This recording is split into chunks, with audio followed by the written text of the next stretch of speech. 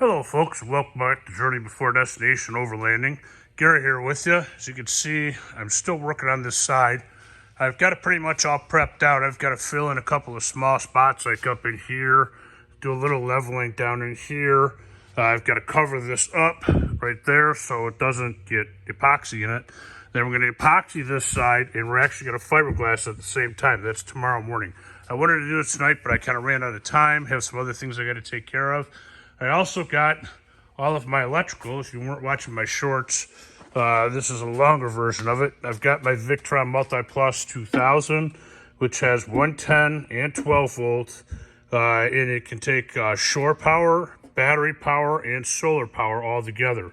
We've got our solar charge controller, our Lynx distributor, our Lynx shunt for the battery. We've got our battery shutoff switch. We have our solar power shutoff switch with actually two breakers in there to shut two systems off, which I'll explain that in a second. This is our electrical distribution panel with 110 on this side with breakers up there and 12 volt there with fuses. There's our switch setup. We'll probably have to have another switch setup because 4 is probably not going to be enough for everything. There's two 12 volt outlets. I've got more 12 volt outlets, and these actually have...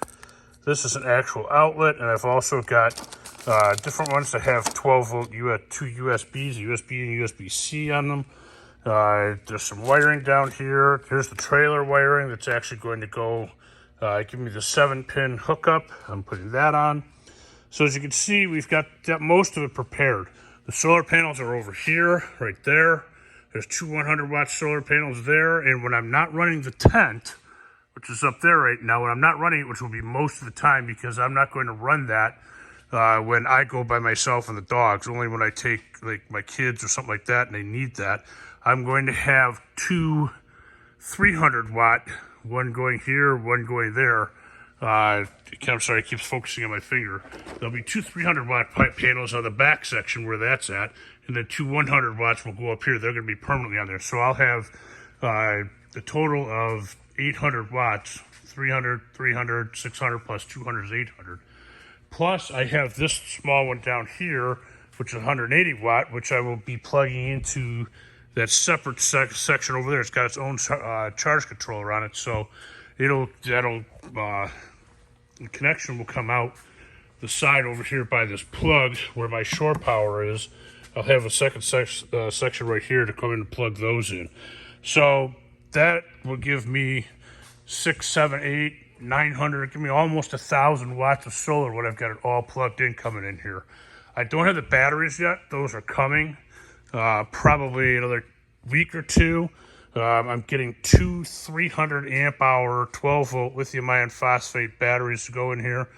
I'm debating on server rack batteries or car style batteries. I'm probably going to go car style batteries only because I haven't figured out where to put the server rack in there. So anyway, that's where I'm sitting right now. I'm going to post this up. And like I said, this is sanded, filled. It needs to be lifted up off of here just a little bit so I can get underneath that edge. I've got to cordon that off, which I'll do in the morning. A little bit more filling, which only takes a few minutes to get done.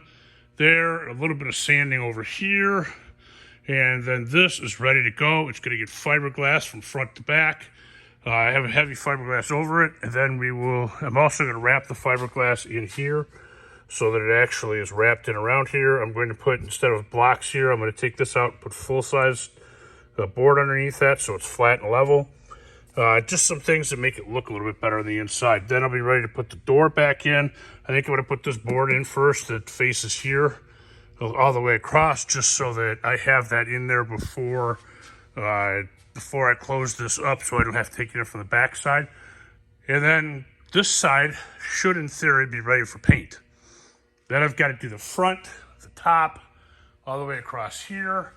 Put the permanent mounts in for the solar panels up there. Come around here, I've got a lot of sanding to do on this back section because it's all really ripply in here, which is unfortunately due to my lack of ability to fiberglass. It's the first time at it, and I just ran into some problems. I've got to sand that level. Belt sander will take care of that. Tire off. I've got to sand all this down like I did the other side, so it'll take me half a day to sand it.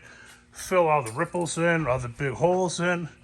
Once I get all these big holes and ripples, this kind of stuff in here, so you can see it actually has depth to it. Once I get all that filled in, things like this that need to get filled in, then I will fiberglass this side.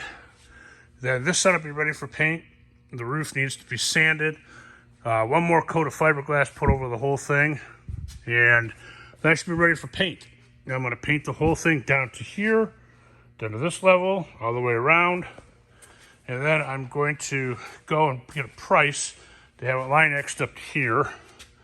If I can do it for a reasonable price, I'll Line-X the whole bottom of it and be done with it. So that's where I'm sitting with this right now. Anyway, I'll give you another update tomorrow. Please don't forget to like, subscribe, and share. And have a great night. Talk to you later.